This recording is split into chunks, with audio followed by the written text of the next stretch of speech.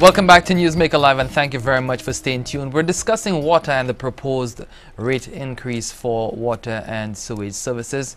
In a short while, you'll see the number on your screen. We'll be taking your calls very shortly. We want to get you involved in the conversation so that you can air your views and ask the questions, on issues that you are not sure of or you need clarification on. So the number is on the screen. Call in at any time, and you can pose questions to either Mr. Kelly Joseph or Mr. John Joseph, one from the National Water and Sewage Commission, the other from the Water and Sewage Company. Now, Kelly, let's talk about the commission and your 2-week period for feedback from the public. How do you want to get that feedback?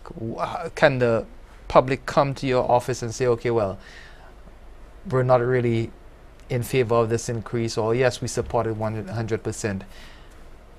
What the commission really want is written presentation, because obviously we would need to analyze those presentation in terms of the comments. We will need to analyze it to figure out whether we should revisit the proposed rate, because at the end of the day, the rate we have now is proposed.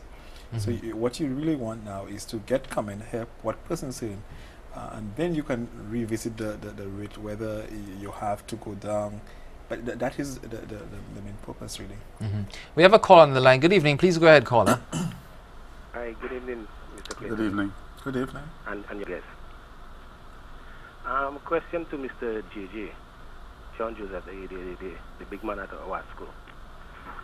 Mr. John, if you have a business, or if you invest your money into a business, and that business is not been prospering, wouldn't you just change the entire head in terms of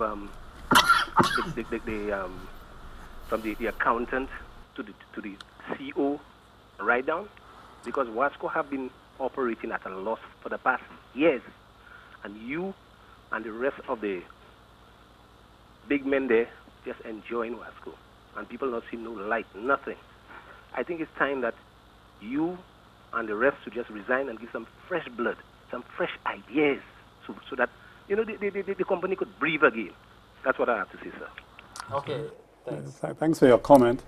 I think the assumption that we have to draw from your recommendation is that the management of Wasco has the sole ability to change the fortunes of Wasco, and if that is the case, then they have to naturally accept full responsibility for Wasco's direction. Unfortunately, that's not the case, but your comment is well taken. Yeah, well, and also you have to understand that Wasco, as I've said in other places, is not in a position to change the rates. Whereas it takes around $10 to produce 1,000 gallons of water. It's been sold 1,000 gallons of water being sold at $7.35. So you're starting off at a deficit of $2.65. We have another call on the line. Good evening, caller. Please go ahead. Yeah, good evening. Good evening. Good evening. First time calling your show. Well, thank you very much, sir. Yeah, but listen, what I have to say there is not what the gentleman a while ago, really, because if you don't have money if you don't pick up money from the people to improve service, it will not improve. So I also did no sense of saying fire the people and let get and do the other people. There is money that run things. You understand? So you're saying by firing people you'll pick up money? You'll no, what I collect say, money? the gentleman before that said drop the people, and I said I'm making sense. Oh, I see. Okay. Is to pick up money from the customers, and you could have money to flow to do different things and to employ more people to do different things. Yeah, without money you can't do nothing. If we're talking something, we talk something that's making sense. Okay. You understand? I appreciate that comment. comment. To say about the money, the thing we have to pay, that kind of thing, because we can improve the service. If they don't have money, they can do nothing. Great. Thank you. If you bring a new set of people and they don't have money, you still can do nothing. All right. Thank you very much, caller. Let's talk about the money issue and being able to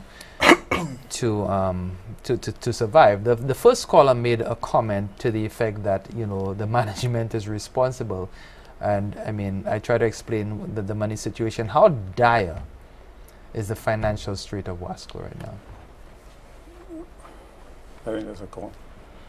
I mean, we have said so before on this program that the state of Wasco's finances is such that for any normal company in a competitive environment or in the private sector, it would have been insolvent and closed down.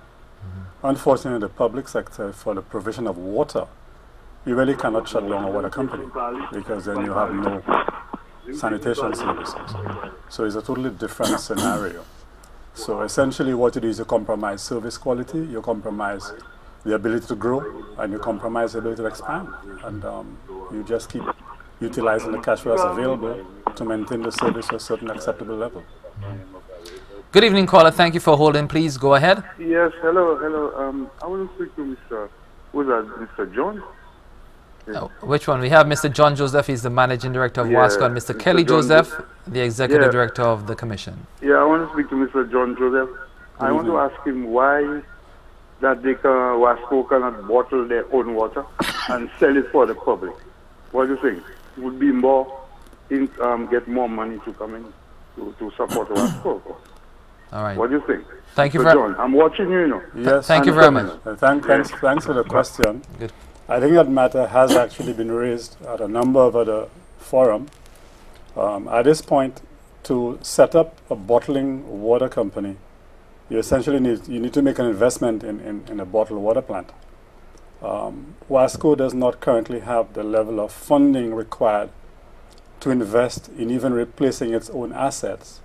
So to find funds to invest in a totally new entity or new production line would be a bit difficult at this time. Let us say that is possible maybe in the future if WASCO does have sufficient financial resources to invest in that area, or they may partner with somebody who has that capacity. But at the moment, WASCO does not have these kinds of financial resources to set up any other production facility. I think our priority at this point is to meet the standards established and agreed for acceptable sanitation and water services. And I think that should be our priority at the moment. I think after that has been achieved, then you can branch out into other things. I think we have another call on the line. Good evening, caller. Please go ahead. Yeah, good night, panel. Good night. Good night. Yeah, good night, Mr. Joseph. Good evening. Yeah, we spoke earlier on this afternoon, you know. I met you outside the supermarket, and you heard my view on water, right?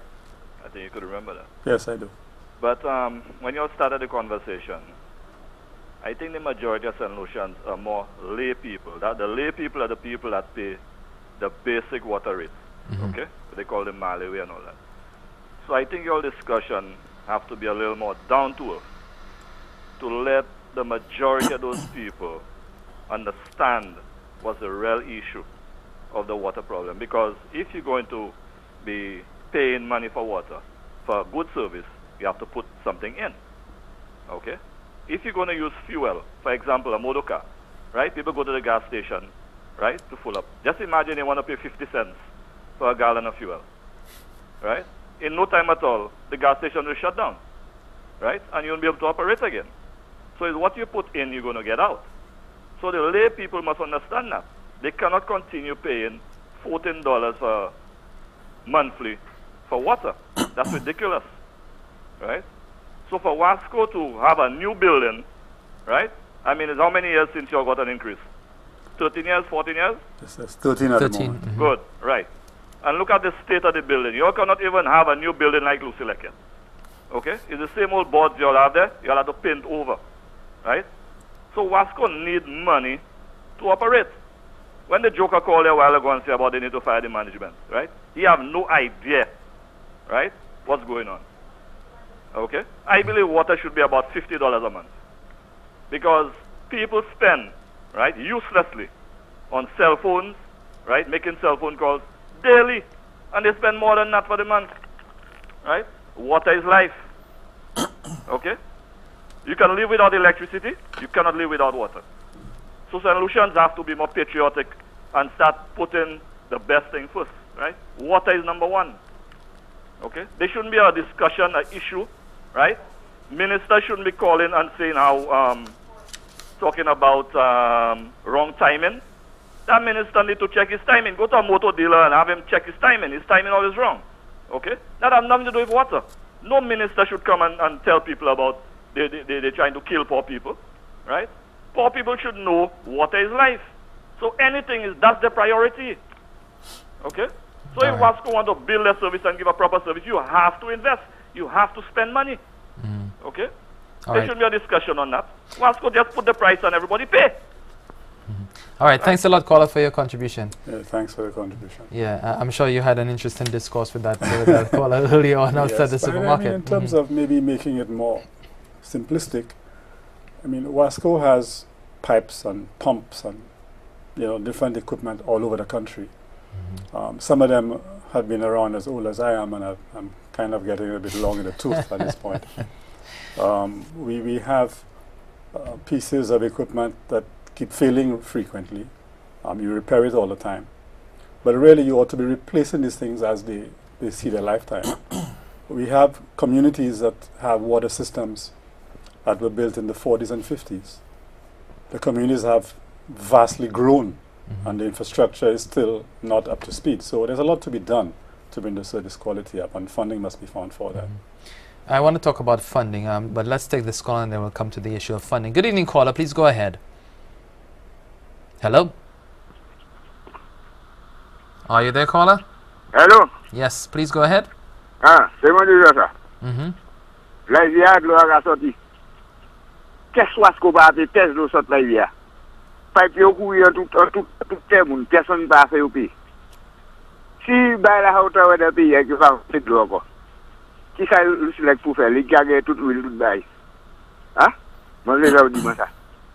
Okay, Messi. That's an issue. I mean, l'eau qui est la rivière, nous pas boire de l'eau à la rivière, mais pour faire chaque l'autre bagaille avant nous boire de l'eau, avec tout ça rapport là. Là nous courir tio la rivière, là nous courir tio à sous terre, nous caper monde pour passer. So tout ça nous a fait qu'à prendre l'argent. Ou pas juste prendre de l'eau à la rivière avec mettre à la tio, nous traiter avant. And the water utility is the most difficult to get to the consumer. Let's take this call. We'll come back to that point. Good evening, caller. Please go ahead. Yes, good evening. Good evening. I am not against the increase of water rates. But what I want to find out from you before I ask my question, have you got any idea of how many meters are not working in the country? That is actually an ongoing process for us. We are always replacing meters as we test and find that they may be faulty. So that is an ongoing exercise. Over the past number of years, we've almost replaced every single meter that has been installed in that time frame. So the meters get changed fairly frequently, and we keep doing it all the time. Because I'm looking at the rate of increase. I find it very high. If everybody was paying the right rate they're supposed to pay based on the meter, I think Wasco wouldn't have that problem. Because a lot of the people who can afford to pay water by the meter probably will be paying something like $70 or $80 a month. By virtue of the meters not working, these people pay $14.70 or whatever it is a month. Now, when you look at the amount you are losing for people whose meters are not working, that could make a change, a great contribution towards the revenue you want to increase. And that is one of the ways I think you all should look and consider before bringing the water rates too high. Because what is happening right now, lots of people are using water they are not paying for, and that is one of the things. You are not collecting the money for the production cost of your water, and that's why you're losing.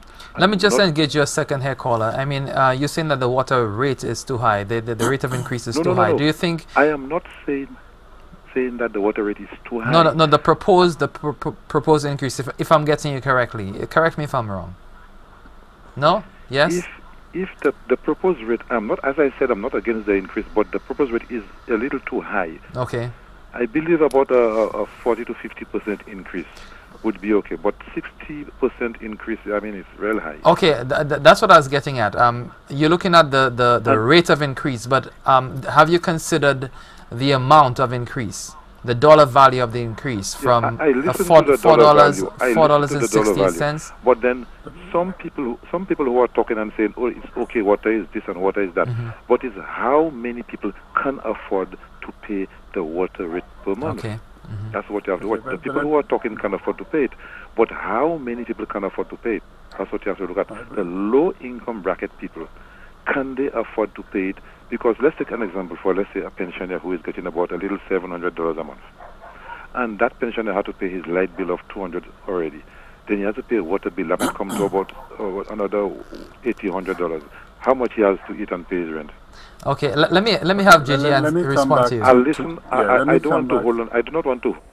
Right. Okay. Let me come back to the first point the gentleman in fact raised, which is a valid point in terms of the accuracy of metering. We have actually embarked on a program what we call our non-revenue water reduction program, which metering is part of that program, where we are embarking on making sure that the meters we have out on the field are accurate.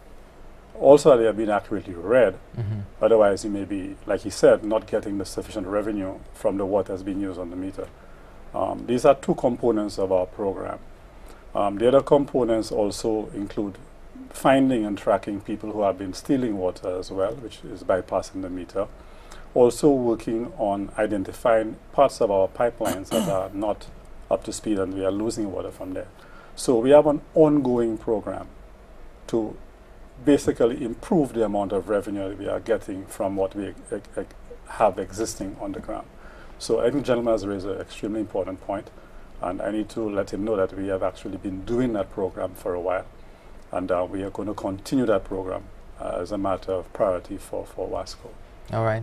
We're due for a break right now. Just before we go to break, I found his example very interesting. You know, when he gave the pensioner example, you get $700 a month. You're already paying $200 for electricity.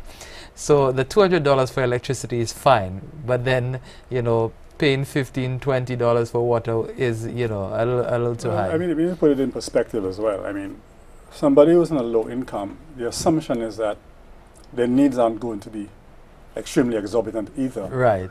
So you need to make a choice in terms of how you spend your limited income.